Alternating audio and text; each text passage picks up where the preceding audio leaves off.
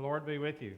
And also with you. Morning, everybody. Good morning. Great to see all of you this morning. I'm delighted to be with you and to have the opportunity to worship with you this morning. If you're our guest this morning, we're especially glad that you're here. And welcome. We hope that you enjoy the worship service with this great congregation. The mission of First United Methodist Church is grounded, growing, and going, being grounded in the love of Christ. Let that be the basis for all that we say and do. Growing in the image of Christ, because really that's what discipleship is, becoming more like Jesus. And going out in the community and the world to serve in the name of Christ, because we're never more like Jesus than when we're serving others. The vision of this congregation is to be a welcoming, Christ-centered, missional community of faith. We'll have more words of announcements and welcome for everyone in just a little bit. But first of all, and before that, I would invite us to turn our hearts and minds to worship. Would you stand if you're able and join me in the affirmation of the Christian faith?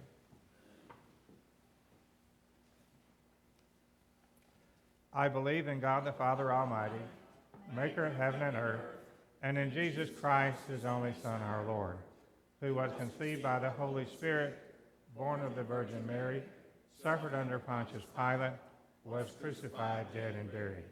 The third day he rose from the dead. He ascended into heaven and sitteth at the right hand of God the Father Almighty. From thence he shall come to judge the quick and the dead. I believe in the Holy Spirit, the Holy Catholic Church, the communion of saints, the forgiveness of sins, the resurrection of the body, and the life everlasting. Amen.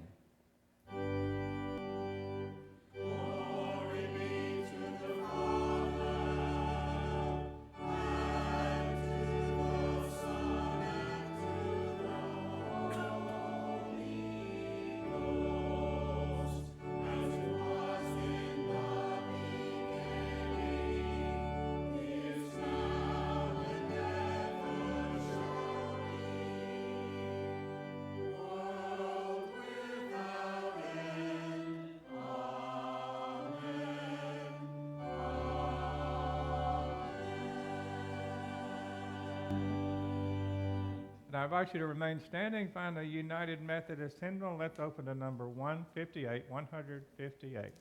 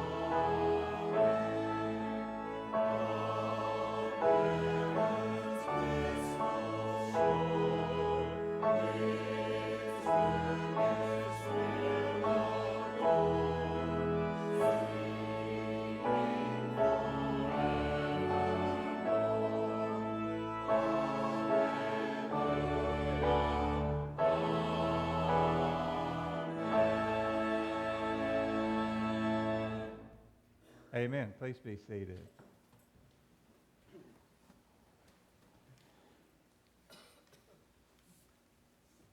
As we go to the Lord in prayer this morning, I would call your attention once again to our ongoing prayer list and ask you, as always, to help us keep that up to date and keep us well informed, keep that meaningful for our congregation, and ask you if there are any others that we need to be praying for or about that the community might not yet be aware of.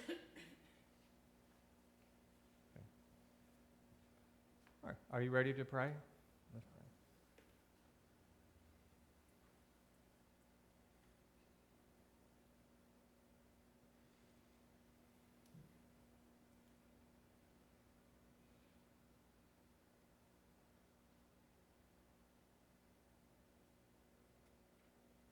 God, your word says, in quietness and trust will be our strength. Grant to us quietness and trust in our soul, that we will have the strength that is in you. As we gather in your presence, O God, this morning, in your holy presence in this holy place, we give you thanks and praise that we can come here and encounter you, the living God, in our midst. And God, we lift up our hearts and our souls to worship you, to love you. This morning, and as part of our service as a community of faith, part of our covenant together as a community of faith is to come before your throne of grace, as we do with prayers of concern and intercession, as well as praise and thanksgiving. And God, we lift up before you these whom we've named before you and those whom we've named silently before you in our hearts. God, for families who have experienced the loss of family members here in these past couple of weeks, for all who are traveling this morning, for all who are hurting, all who are lonely, all who are afraid. And I pray this morning for everyone who is battling addiction in its various forms, for those who are battling chronic illness and pain, and for all those who are family members and loved ones who are here for support and for love. I pray this morning for everyone who is working right now. There's hospitals, nursing homes, first responders, military, armed forces here and abroad. And God, for our friends, families, loved ones, and members who are residing in the nursing homes and assisted living or who are homebound. And God, we pray, God, this morning for the continued mission and ministry of this church, that you might grant us by your Spirit to be faithful and obedient and fruitful for you, for your kingdom, that we might see and hear and recognize and respond to the needs and the unique calling that you have for us at this moment in time. As we come to your word and open your word this morning, we pray that you would illuminate your word for us by your Holy Spirit. And we thank you for the living word, our Lord and Savior, Jesus Christ. Hear us now as we join in the prayer that he taught us. Our Father, who art in heaven, hallowed be thy name. Thy kingdom come, thy will be done, on earth as it is in heaven. Give us this day our daily bread, and forgive us our trespasses, as we forgive those who trespass against us. And lead us not into temptation, but deliver us from evil. For thine is the kingdom, and the power, and the glory forever. Amen. Welcome, Tark.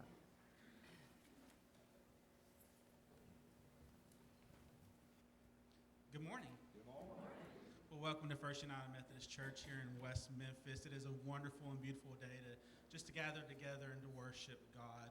A special, welcome to any of our visitors and guests alike. Please fill out the pads that are at the end of the pew. Make sure you mark your attendance here. If you have any changes you would like to let us know about, any prayer requests or anything that you need the church office to know, please mark that down, and they will be able to get to you as soon as possible here at the beginning of this week. As you can tell, I am not Carissa. She is a little under the weather, so she asked me to come and do the announcements in children's time. I, of course, said no, and so here I am. But here in a few minutes, we will have offering.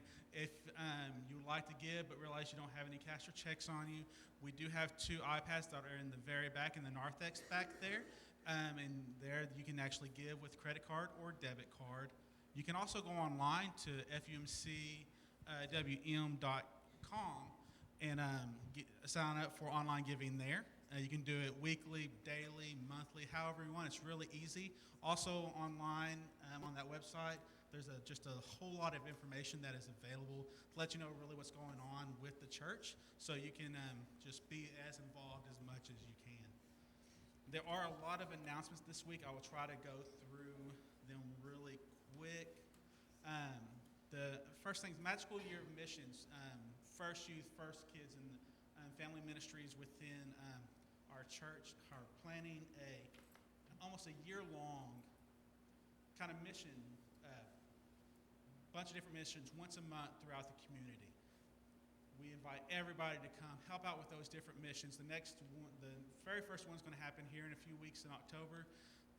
But also along with that, if you want to go, we're also planning a special trip to kind of celebrate as a family, as a church family, all the things which we have done. And that trip, of course, will be to Disney World. And so if that is something that you're interested in with as far as the trip-wise, the sign-up for that is going to be October 2nd, which I believe is next Wednesday. There's information about that in the bulletin if you look at it. You can also contact the church office and ask for Carissa. She can tell you more about it. If you want to take part in the missions but don't want to go on the trip, we also have shirts that you can actually buy and purchase. They are $20. They are comfort color shirts. They have our church logo on the front. And then on the back is kind of the logo for the Magical Year of Missions. And so if you would like to, if you plan on taking part in any of the missions that we're going to be doing this year, we will be wearing these shirts. If you are going on the trip, once you sign up for the trip, you will automatically get a shirt.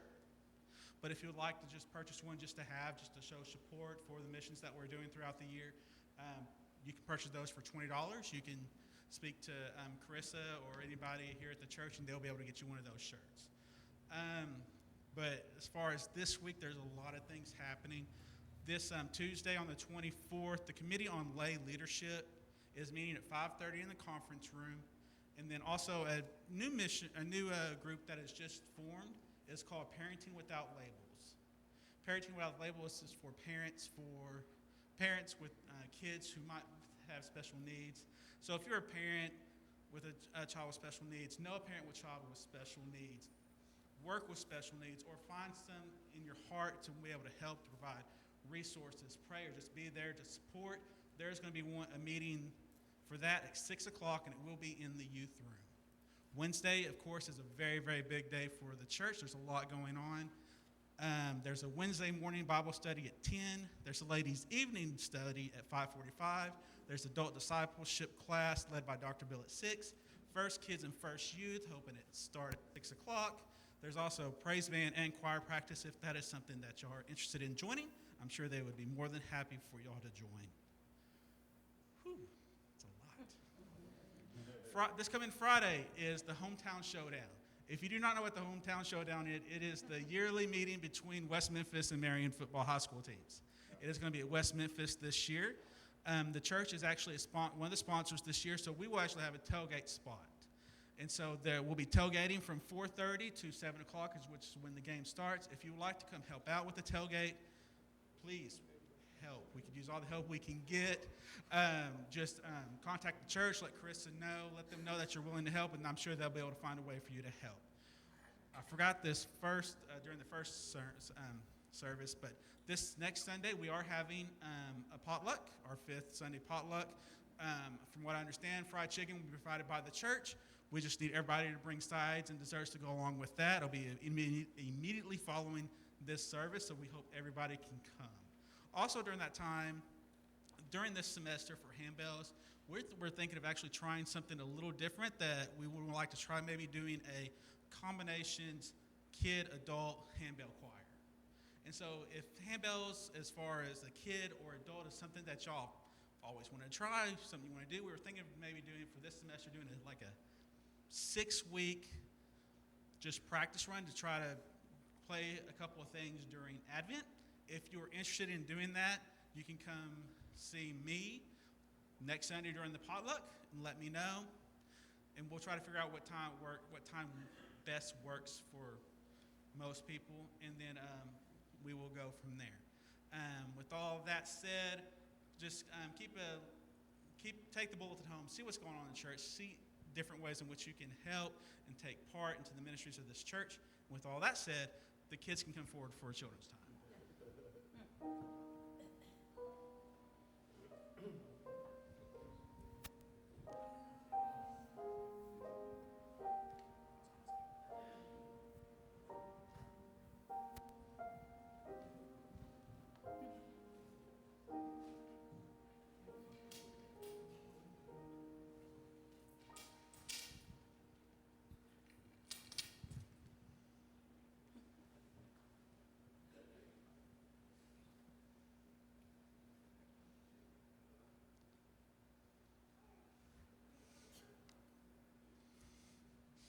Thank you. Okay. All right, as you can see, we are just starting a new tube, and if I remember correctly, we are on 5th. Are you sure it's not 15? All right. We'll see. So it's 15 or 16, and so we're looking to fill up 20 tubes for Heifer, all the quarters, and money goes to Heifer International. And once we get all the 20 tubes filled, we were going to take a trip to Little Rock to the Heifer International headquarters and tour it, and then probably find something else to do in Little Rock also. And so, pizza. Out of all the things in Little Rock, it's pizza. All right.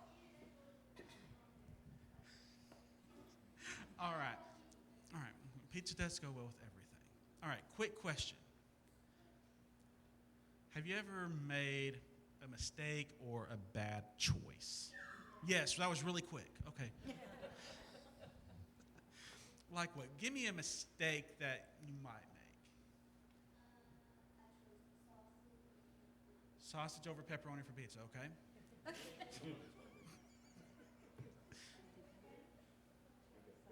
Excuse me? Oh, it's something in a video game. Did it? Okay. All right.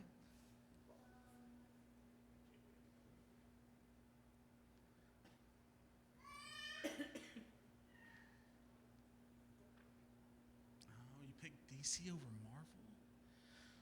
All right. All right. Have you ever made a bad decision or mistake that might have disappointed maybe a parent or a friend? It happens. It happens to the best of us, really. Today, we are going to hear a story from Dr. Bill about a father, and he had 2 sons. And one of those sons had made a choice. He made a decision in which he thought was a great thing to do. He wanted a lot of money. He wanted to be able to travel the world and really just be his own boss. No one tell him what to do. Which, all in all, if you just say it like that, does it sound like a bad thing? No, sure. I mean, a lot of times I would probably like that too. But in the way that he actually asked for all that stuff, it hurt his family. It made his dad sad, made his brother angry. And so that was, and later the son who asked for all that stuff, after a lot of time passed, he realized what a mistake he actually made. Now, when a mistake happens, I generally believe there's 3 different type of people when mistakes are made. The person who makes the mistake, there's the people who will kind of forgive that mistake, say it's okay, come back, that is good. And then there's also that person who's just always going to be like, nope, you made a mistake, and I'm never going to forget that you made that mistake. I'm going to keep on bringing it up. I have been all 3, easily. And we can all be all 3. And so we're going to see in that story all 3 of those people. The younger brother deciding to come home after he realized all that mistake he made, to try just to be near his family. The other brother, who's still mad that he left, still upset that, his dad would actually welcome him back, and then the father, who always is willing to welcome him back and bring him back home to his family. And so we all have that choice that we can be one of those three people. When you make that mistake, to realize that mistake was made and say, I'm sorry. We can be that other brother who says, it doesn't matter if you make a mistake, you made a mistake, and I'm just going to be mad about it. Or you can always be that father who's just always welcoming people back and just excited that the person has come back home and asking for forgiveness. And so for me this week, I'm going to challenge you to try to be one of those, to try to be the father. It's hard. And if not, at least try to be the younger brother who once he realizes he makes that mistake, he goes, I made a mistake. And at least try to, don't try to be the older brother. I mean, it's really easy sometimes to be that older brother, to just being mad and upset. Sometimes the hardest thing to do is to really realize the mistake that you made. But, okay. Y'all ready to pray? All right, how do we pray? You got it right.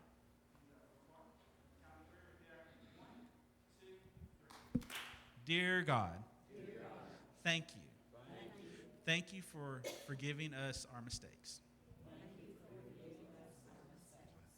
Thank you for always welcoming us back home. Thank you for loving us. And we love you. Amen.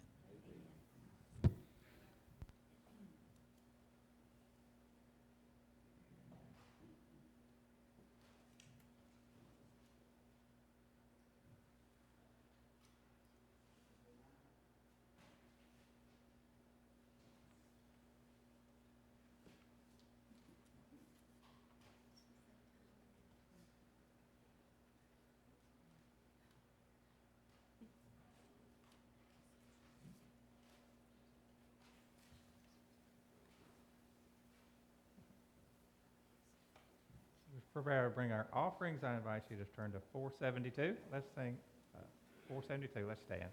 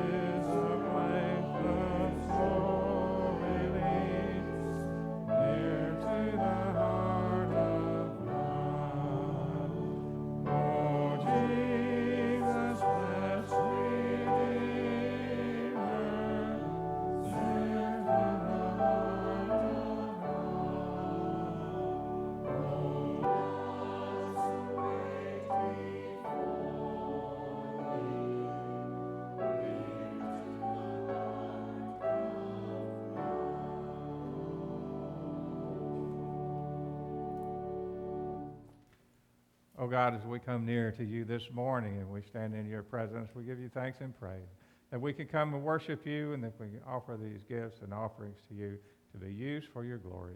Be honored and glorified in all the gifts that are brought to you today. In the name of Christ, amen.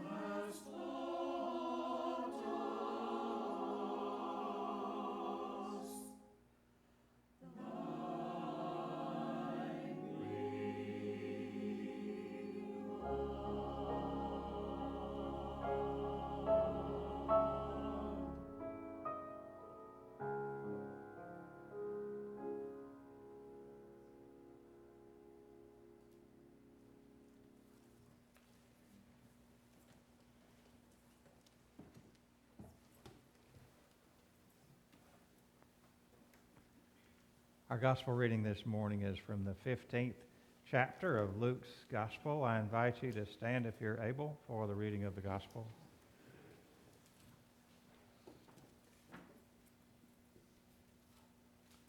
You can think of this as Luke 15 part 2. As you know, the 15th chapter of Luke is all sort of one unit. Jesus tells three stories. This is the third of those. Beginning in verse 11, hear the word of the Lord. Chapter 15 of Luke, verse 11. Then Jesus said, a certain man had two sons. The younger of them said to his father, Father, give me the share of the property that will belong to me. So he divided his property between them. A few days later, the younger son gathered all he had and traveled to a distant country, and there he squandered his property in dissolute living. When he had spent everything, a severe famine took place throughout that country, and he began to be in need. So he went out and hired himself out to one of the citizens of that country, who sent him to his fields to feed the pigs. He would gladly have filled himself with the pods that the pigs were eating, and no one gave him anything. But when he came to himself, he said, How many of my father's hired hands have bread enough to spare, but here I am, dying of hunger. I will get up and go to my father, and I will say to him, Father, I have sinned against heaven and before you. I'm no longer worthy to be called your son. Treat me like one of your hired hands. So he set off, and he went to his father. But while he was still far off, his father saw him and was filled with compassion. He ran and put his arms around him and kissed him. Then the son said to him, Father, I've sinned against heaven and before you. I'm no longer worthy to be called your son. But the father said to his slaves, Quickly, bring out a robe, the best robe, and put it on him. Put a ring on his finger and sandals on his feet. Get the fatted calf and kill it, and let's eat and celebrate. For this son of mine was dead and is alive again. He was lost and is found. And they began to celebrate. Now his elder son was in the field, and when he came and approached the house, he heard music and dancing. He called one of the slaves and asked what was going on. He replied, Your brother has come, and your father has killed the fatted calf because he has got him back safe and sound. And he became angry and refused to go in. His father came out and began to plead with him. But he answered his father, Listen, for all these years I've been working like a slave for you, and I've never disobeyed your command, and yet you have never given me even a young goat that I might celebrate with my friends. But when this son of yours came back, who has devoured your property with prostitutes, you killed the fatted calf for him.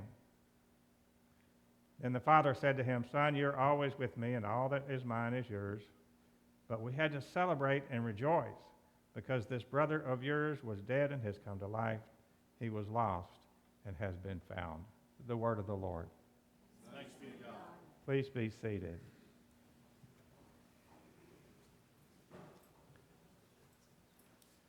And so Jesus has told three stories, as you know, and this is the third of those. And do you remember the context of the three stories? You know, if you're going to study the Bible and you don't look at the context, you're doing it wrong. And you're very likely to miss the whole point. So what is the context of these three stories? The first two verses of chapter 15 tell us why Jesus tells these stories. He didn't just wake up one morning and decide, I think I'll tell three stories. There was a response to something. There's a reason that he told this. The first two verses tell us the reason, verses 1 and 2. Now, all the tax collectors and sinners were coming near to listen to Jesus, and the Pharisees and scribes were grumbling and saying, This fellow welcomes sinners and eats with them. So this is another one of Luke's kind of upside down stories. Kind of upside down, up is down and down is up, and the in folks are the out and the out folks are the in, and people are considered to be outcasts and undesirables, and social rejects are getting close to Jesus, and he's getting close to them to have the benefit of his teaching. But on the other hand, there are people who are considered the guardians of religious piety, are complaining that Jesus is welcoming all the wrong sorts of people, and is even eating bread with them, socializing with them, making friends with the riffraff. And so in response to that, Jesus brings a word of judgment on a form of religion that exists to serve and perpetuate itself rather than reach out to others. Now, telling these stories is the reason Jesus tells these stories is people were muttering and criticizing and complaining and judging and trash-talking Jesus behind his back because they did not approve of the company he was keeping. He was hanging out with all the wrong people, and they objected to the people he was spending his time with as though it were any of their business. And the whole issue of Jesus eating with sinners is not new. You hear about that in Luke chapter 5, Luke chapter 7. There's a place over in Matthew where somebody just comes right up to Jesus and says, "Why do you eat with sinners?" When Jesus chooses to eat with these people, it is indicating his full acceptance of them. These are stories of Jesus including the excluded, welcoming those whom God would welcome, extending the grace and love of God beyond the guarded confines of the religious in-crowd establishment. And those who think the kingdom of God, those who think the church is their own private property, find this behavior objectionable and disturbing. But the Lord's table is not the exclusive property of the pious insiders. Rather, it is the extension of grace to outsiders. That is what it is for. So Jesus is at the table and he responds to those who don't understand his idea of outreach and hospitality. So he told them these three parables. He tells the parable, he begins by saying, on this one, a certain man has 2 sons. So he tells the 3 stories. He tells the one story of the man searching for the lost sheep, and then the next story about the woman searching for the lost coin, and now the one about the lost son. But the lost son is not the one that you think it is. A certain man has 2 sons. You may have heard this story referred to as the prodigal son, but the story is not just about the younger son who was lost and found, which is great, but is aimed at the Pharisees and scribes who are personified by the older sibling who was lost at home. You know the story. The younger son asked for his inheritance. His father has not died. His father is still very much alive, and yet the son asked for his inheritance before the father has died. So the son is saying to the dad, in effect, "Drop dead, Dad, and let me take what is mine and go live my life on my own." The father capitulates, and the son goes off to live for himself, enjoy himself, and to live a frivolous, trivial, self-centered, self-indulgent, self-destructive lifestyle. Can't keep him from doing that, can you? He soon gets into trouble, and he turns to all the wrong places for comfort, and he gets into deeper trouble. Eventually, he comes to his senses, and the Bible says that the translation is, when he came to himself.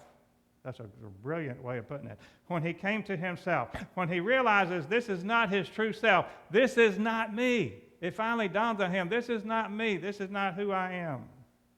And he comes out of his fantasy world, and he turns his heart and his feet toward home. At this point, the younger brother is a raggedy, smelly, shameful sight. Have you ever seen in the early service, I put up a slide that had this Rembrandt's painting of the prodigal son, and here's the dad is embracing the son, and the son is on his knees, and he's got this just filthy looking thing, and he's only got one shoe on his foot, and the guy he looks terrible. And the older son is standing there with his arms folded, pouting, jealous. You need to see that picture. At this point, the younger son, when he turns back towards home, he's a raggedy, smelly, shameful sight. He is a hot mess. But Jesus loves hot messes. That's what a lot of the religious people don't seem to understand. That is what some of the pious, sanctimonious, self-righteous people who are pointing fingers at Jesus don't understand. He loves hot messes. And the son is walking towards home, practicing his speech that he will give to his dad. I'm going to tell Dad this and this and this. But while he's still a long way off, Dad sees him coming. And now, in one of the most extravagant outpourings of emotion in all of Scripture, the father runs out with tears of joy in his eyes, and he throws his arms around the son. And he doesn't even let him finish his speech before he says, "Let's throw a party. Come on home." I think last week I mentioned the sermon I heard about this, and the preacher just said, there's 3 things you need to know about Luke 15. Lost, found, party. Remember that? That's all you need to know. Lost, found, party. Now everybody's happy, right? Happily ever after. But remember what Jesus said. If this story were just a prodigal son story, it would simply go like this. There was a man who had a son who went off and acted stupid, ruined his life, and turned around and came home. Yippee! Happily ever after. End of story. But that's not the story Jesus told. What Jesus did say was, a certain man had 2 sons. And the second son is the point. You see, there is an older brother. He's a good boy. He's a good boy. The older brother represents the self-righteous, judgmental Pharisees and scribes whom this story is really all about. He is the dutiful, obedient, conscientious, stable, industrious, proper older son. He's just the type of lad you would like to see your daughter come home with. And he feels like he is deserving, he is entitled. He has, after all, served the father well out in the fields. He has taken an interest in the family business. His reaction to the younger son's return is something like this. Okay, let him come back if he must. But let him return, maybe, but let him return to bread and water, not to a fatted calf. Let him return in sackcloth, not a new robe and a new ring and sandals. Let him return wearing ashes, not a new ring, in tears, not in merriment, on his knees, not in music and dancing. The older brother is angry. He pouts. He refuses to go in. And now at the end of what Jesus tells, the younger son is inside, the older son is outside. Younger son is in, older son is out, and Jesus is turning to the Pharisees and the scribes and saying, those sinners are closer to God than you are.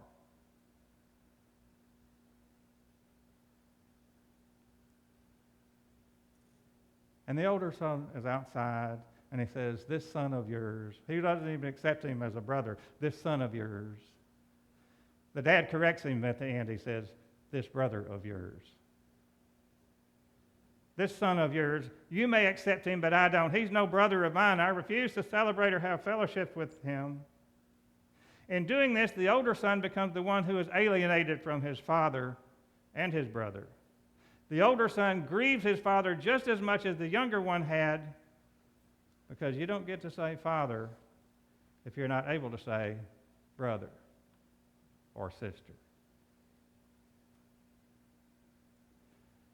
For the second time, the father goes outside trying to fetch one of his sons. This time it's the second one. For the second time, the father goes outside, leaving the house to reach out to his son. This time it's the older one, because all he wants, all the dad wants, is to get the 2 sons to sit at the same table.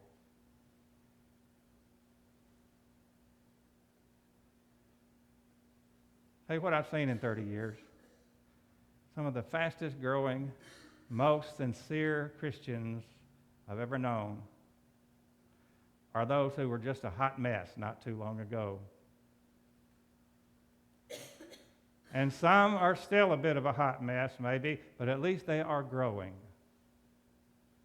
And the Gospels show us that Jesus had a definite, pronounced preference for such people. He went out of his way to spend time with such people because they were growing.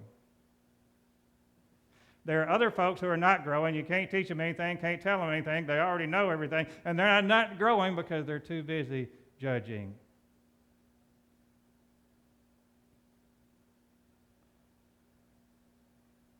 A certain man has 2 sons. He prepares a feast for both of them and invites them to the table. The younger son comes to the table grateful to be there. The older son finds it more difficult because he finds it hard to believe that his father could possibly love two such different sons. A certain man had two sons. The younger son is prepared to eat the rest of his meals in the bunkhouse with the hired hands in humility and gratitude. The older son will not eat with his own brother due to the darkness in his own soul. The younger son comes with gratefulness, the older son with a sense of entitlement. A certain man had two sons. One suffered the sin of selfishness, the other suffered from the sin of self-righteousness. A certain man had two sons. The younger son went to a foreign land and got lost. The older son stayed home and got lost in his own backyard. A certain man had two sons. The younger son wasted his life in loose living, while the other one wasted his life in uptight living. A certain man had two sons. One saw the error of his ways. The other one apparently never did.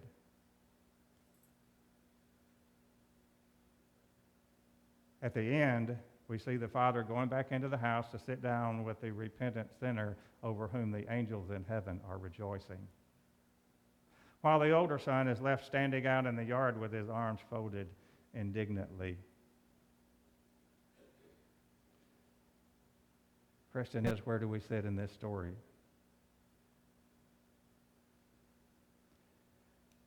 Best book I ever read outside of the Bible was written by Henry Nouwen. It's called The Return of the Prodigal Son. It's got a picture of that Rembrandt on the cover. Henry Nouwen had the opportunity to go and sit with that painting. The original of the Rembrandt painting is like 8 feet tall, and it's housed in, I think, Petersburg, Russia. And somehow Nouwen got the permission to go and just sit alone with that painting for something like 6 hours. And he just sat. And he just reflected on that painting. And he thought about it. He says, where do I fit in this painting? You know, Rembrandt always paints himself into the picture, right? And so he said, he just sat before that painting for I don't know how many, 6 hours or something. And he said, God, where am I in that picture? Which one am I? And he said, you know, in my life, I've been both sons. There's been a time in my life when I was the younger son, selfish, foolish, rebellious. And at some point I came to myself and turned my heart toward home. But yeah, I was the younger son. And at another point in my life, I was the older son, judgmental, self-righteous, sanctimonious. And I hope I've repented of that too.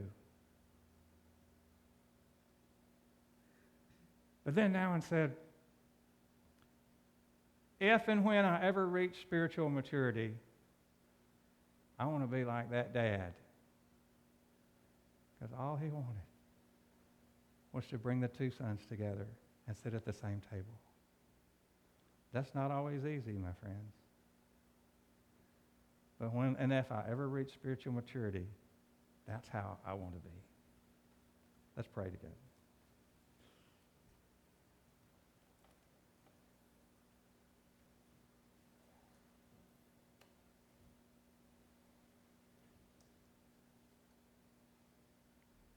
God, we give you thanks and praise that your grace is so great and so wondrous that it extends to each and all of us, wherever we are, whether we have wandered and strayed or whether we are among those lost at home, looking down our nose at others. Lord, forgive us where we have failed you. and help us to return to you once again. In the name of Christ we pray. Amen. Thanks for listening. I invite you to stand once again if you're able, and let's sing number 580 together, 580.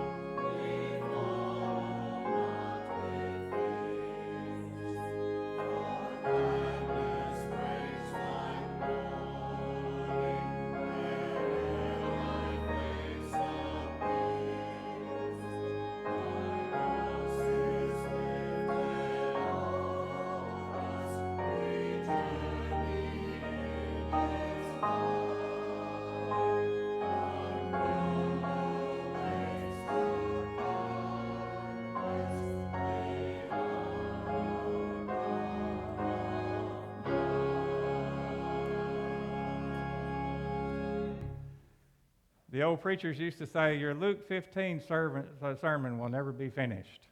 And so that's the latest iteration of mine. And now let's go in peace. May the grace of our Lord Jesus Christ, the love of God, the fellowship of the Holy Spirit be with you all. Amen.